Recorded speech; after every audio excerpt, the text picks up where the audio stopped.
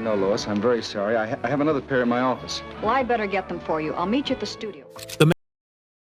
The man who once could have been the face that every kid looked up to, strong, brave, and full of charm, was George Reeves, the actor who brought Superman to life on screen in a way that made people believe heroes were real. He wasn't just an actor. To many, he was Superman. Yet, the most tragic part of his story came in 1959 when he died suddenly. His funeral wasn't the grand farewell fans had imagined. The crowds never came. The cameras were missing. Hollywood remained silent. Only a small group of people showed up to say goodbye. It was quiet, too quiet, for someone so beloved. How could the man who had inspired millions end up with such a lonely farewell? Was it simply bad timing, or were there darker, unknown reasons that people kept their distance? What truly became of the man behind the cape? And more importantly, why did the world reject Superman when he needed them the most? George Reeves, the original Superman, was born on January 5, 1914, in Woolstock, Iowa. He entered the world as George Kiefer Brewer. Unfortunately, his parents separated soon after his birth, and he spent much of his childhood moving around with his mother, first in Kentucky, then Illinois, and finally settling in California. His mother, Helen, eventually married Frank Besselo, who adopted George and gave him his last name, Besselo. But this marriage, too, didn't last. Helen later told George that Frank had died, but he discovered years later that Frank was still alive. This emotional shock left a lasting impact on George, one he carried for many years. Despite the emotional turmoil, George found joy in the performing arts. He participated in school productions, both as a singer and actor. After high school, he attended Pasadena Junior College and then studied at the prestigious Pasadena Playhouse, where he also met Eleanor Needles, whom he married in 1940. Their marriage lasted a decade before ending in divorce in 1950. George's big break came in 1939 with a small role in Gone with the Wind. Though minor, it helped him get noticed, leading to a contract with Warner Brothers and the adoption of his stage name, George Reeves. He worked steadily over the next few years, but few of his films were successful or of high quality. Later, he signed with 20th Century Fox, but that deal also didn't last. In 1942, Reeves starred in the war drama So Proudly We Hail, which inspired him to enlist in the U.S. Army in early 1943. Assigned to the Army Air Forces, he acted in and helped produce training films, and played a key role in Winged Victory, both on stage and in the movie version. After the war, George returned to Hollywood, but the film industry had changed. Roles were scarce, and Reeves accepted whatever he could find, even digging cesspools to make ends meet. Then in 1951, he was offered the role of Superman in a new television series. At first, he wasn't enthusiastic, since television was not as prestigious as film at the time. But the show became wildly popular, turning George into a household name. Yet, the success came with a price. He became so closely associated with the Superman character that casting directors couldn't see him in any other role. He was typecast. His contract also restricted him from working on other projects, which frustrated his desire to grow creatively. Despite his fame, he was paid poorly for such a demanding role. Hoping to branch out, George wrote and planned his own series titled Port of Entry, which he intended to shoot in exotic locations like Hawaii and Mexico. The concept was ambitious and exciting, but no studio wanted to fund it, so it remained unrealized. Meanwhile, the team behind Adventures of Superman struggled to find someone to replace George. Eventually, they offered him a large salary, reportedly $5,000 per week, to return, which was significant for a show that filmed only a few weeks a year. George accepted the offer, though it was a decision made more out of financial necessity than passion. In 1959, preparations for the new season were underway. Costumes were being updated, scripts were in development, and the cast was ready. Though George, now 45, had doubts about continuing as Superman, he was set to begin filming. But then, tragedy struck. Before production began, George Reeves was found dead. The entertainment world was stunned. The cheerful, smiling Superman that millions adored was gone, and under mysterious circumstances. From the start, speculation surrounded his death. Some believed it was suicide, others insisted it was murder. The rumors have never fully ceased. His death came at a time when he was hoping for a fresh start. By 1958, his professional and personal lives were in turmoil. He had just ended a long relationship with Toni Mannix, wife of powerful MGM executive Eddie Mannix. Soon after, he got engaged to Leonore Lemon, a high society socialite with a wild personality. They were reportedly planning a wedding on June 19, 1959, followed by a honeymoon in Tijuana. On the surface, George appeared hopeful about starting a new chapter. But behind closed doors, he was dealing with significant financial struggles, something he confided in friends and even his mother. Despite his fame, his income was far lower than most assumed. With limited filming schedules and poor pay from Superman, he was barely making ends meet. Still, George remained optimistic. A possible revival of Adventures of Superman offered a glimmer of hope. He also had plans to shift into directing, with the support of Lois Lane actress Phyllis Coates. George believed this new venture could free him from being forever identified as Superman.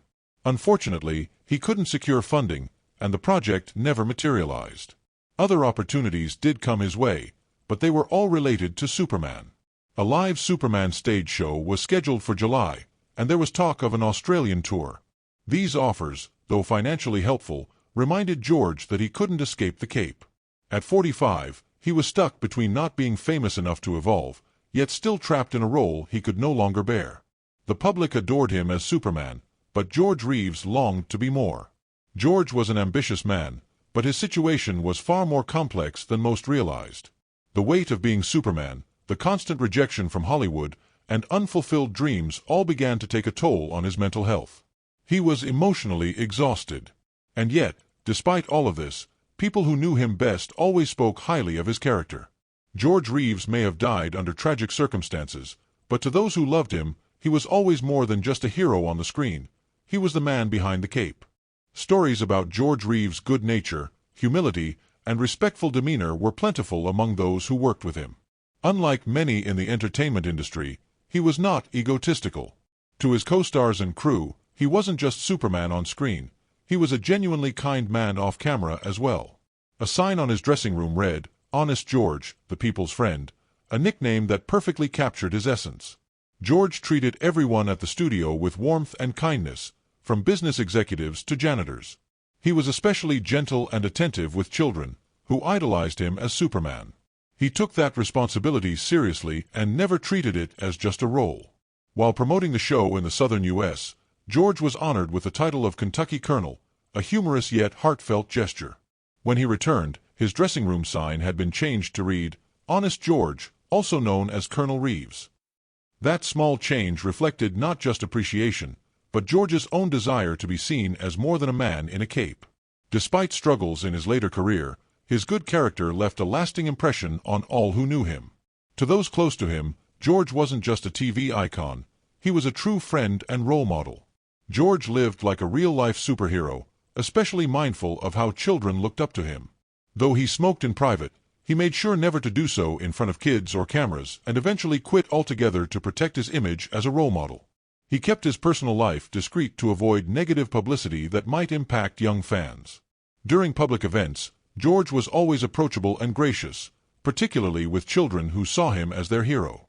Beyond his on-screen persona, he also took up meaningful causes, becoming the national chairman for the Myasthenia Gravis Foundation in 1955 to help raise awareness and funds for the disease. His commitment to using his fame for good made him a true inspiration, both on and off screen. But on the night of June 16, 1959, tragedy struck. George Reeves was found dead in his bedroom in Benedict Canyon, Los Angeles, from a gunshot wound to the head. He was only 45. His fiancée, Leonore Lemon, and a few friends were in the house at the time, reportedly downstairs. Leonore claimed she was in the living room when the shot was fired, but others, including Fred Crane, suggested she may have been much closer. Allegedly, after the gunshot, she ran downstairs repeating, "Tell them I was down here," a line that cast suspicion and has been debated ever since. The death was officially ruled a suicide, but many found the circumstances puzzling. The gun had no fingerprints, no gunpowder residue was found on George's hands, and bizarrely, 2 extra bullets were found on the floor despite no one recalling multiple shots. The fatal bullet was found lodged in the ceiling. There were no signs of a break-in or struggle, yet something didn't add up. Despite the official report, fans and some friends remained skeptical. Leonore later said George had been deeply depressed about his career, unable to escape the shadow of Superman. In a police report, she was quoted saying, "He's probably going to go shoot himself," followed by the gunshot. She allegedly said, "See there, I told you so." George Reeves was laid to rest at Mountain View Cemetery in Altadena, California, yet mystery continued to surround his death. He was posthumously honored with a star on the Hollywood Walk of Fame in 1960, and in 1985, DC Comics named him one of the 50 who made DC great. Still, doubts lingered. His mother, Helen Basolo, firmly rejected the suicide ruling and hired famed attorney Jerry Giesler to investigate further. A second autopsy revealed unexplained bruises on George's head and body, deepening the mystery. Though no solid evidence of foul play emerged, Giesler eventually withdrew, accepting the suicide explanation. But many in Hollywood didn't buy it. Actor Rory Calhoun remarked that nobody in the industry believed George killed himself. Other actors like Alan Ladd and Gig Young also expressed doubts. One theory pointed to George's long affair with Toni Mannix, wife of powerful MGM executive Eddie Mannix, as a possible motive behind a more sinister ending. That love triangle introduced the possibility of revenge or cover-up. George Reeves' life was filled with hope, inspiration, and generosity, but his death remains one of Hollywood's enduring and tragic mysteries. In the book Kryptonite by Sam Kastner and Nancy Schoenberger, it's claimed that rumors were circulating about Eddie Mannix being involved with the mafia, leading some to believe that George Reeves may have been killed either to cover up a secret or as an act of revenge. The situation grew even more complex when George ended his relationship with Toni Mannix and got engaged to Leonore Lemon. According to People magazine's June 2025 edition, this unexpected development may have been the spark that ignited an already tense and volatile situation. Today, the mystery surrounding George Reeves's death remains a topic of intense fascination in Hollywood. While some believe he suffered silently, concealing his pain from the world, others insist that the surface story of fame, heartbreak, and betrayal was a mere facade, hiding darker truths behind closed doors. One haunting question still lingers: why did no one truly show up to mourn him? When George Reeves, the beloved Superman, died, many expected a grand Hollywood funeral befitting a legend. But the reality was shockingly different. His farewell on July 1, 1959, at the Wayside Chapel of the Gates Funeral Home in Los Angeles, was a quiet, almost invisible event. Only a handful of close friends, like Noel Neill, Don DeFore, and Gig Young, attended. No big Hollywood names were present, and the media offered barely a mention. Many insiders believe fear played a major role. Reeves's death was surrounded by scandal and whispers of murder, particularly due to his romantic involvement with Toni Mannix, the wife of powerful MGM executive Eddie Mannix, whose rumored mafia connections made the situation even more dangerous. With speculation that Reeves hadn't taken his own life, the atmosphere became one of unease and avoidance. Friends in the industry claimed that not only was attendance low, but it was subtly discouraged. Word had spread that people were better off staying away. Thus, the ceremony became cold, muted, and sterile, a metaphor for how quickly fame can vanish when a star's story turns controversial. It wasn't just grief that kept people away, it was fear, shame, and the pressure to erase a troubling chapter. Hollywood, it seemed, had abandoned its own Superman. The mystery received renewed attention in 2006 with the release of Hollywoodland, a film that reopened old wounds. Ben Affleck portrayed George Reeves, while Diane Lane played Toni Mannix, and Adrian Brody took on the role of fictional private investigator Louis Simo, loosely based on Milo Spirilio, the real detective hired by George's mother. The film explored several theories surrounding Reeves's death, blending fact and fiction. It didn't try to promote one definitive answer, instead presenting multiple possibilities. One theory suggested Leonore Lemon accidentally shot George during a drunken argument. Another pointed to Eddie Mannix ordering a hit in retaliation for Toni's heartbreak. A third theory implied Toni herself was responsible, motivated by jealousy and rejection, and used her knowledge of the house's private entrance to carry out the act. The final and most widely accepted theory proposed that Reeves, overwhelmed by depression and feelings of failure in both his personal life and career, died by suicide. The movie leaned toward the suicide theory, but did so in a way that emphasized the tragedy and complexity of Reeves's emotional life. Adrian Brody's character, initially obsessed with chasing fame, ultimately found the case so devastating that it forced him to reconsider his own values, leading him to step away from the spotlight and focus on his family. In a nod to his legacy, George Reeves made a brief CGI appearance in the 2023 DC film The Flash. While intended as a tribute, Many fans felt uneasy about seeing a computer-generated version of a man whose life ended in such tragic and unresolved circumstances. The tribute, though well-meaning, seemed to clash with the complicated truth behind the actor who first gave life to Superman on screen. George Reeves's life was filled with dramatic highs and heartbreaking lows. He pursued his dream with charisma, talent, and a deep desire to be more than just the man in the cape. He wasn't just Superman. He was a man who played guitar, sang, toured, and strived to prove he had more to offer. He was kind, generous, and down-to-earth. Yet behind the iconic smile was a man who often felt trapped, defined by one role and unable to break free from its shadow. His story isn't just about how he died. It's about how he lived under the weight of public expectations and private despair. The cheers, the smiles, the cape, all were only part of the picture. The rest was filled with silence, complexity, and a deep longing for purpose. Today, George Reeves continues to be remembered not just because of the mystery surrounding his death, but because he represented something real and relatable, a man trying to matter. A man who, despite fame, often felt unseen. His story touches fans even now, decades later, because it reflects the universal struggle for identity, acceptance, and meaning. Perhaps the most powerful legacy he left behind is the truth that even those who feel invisible can still be remembered, still honored, and still matter.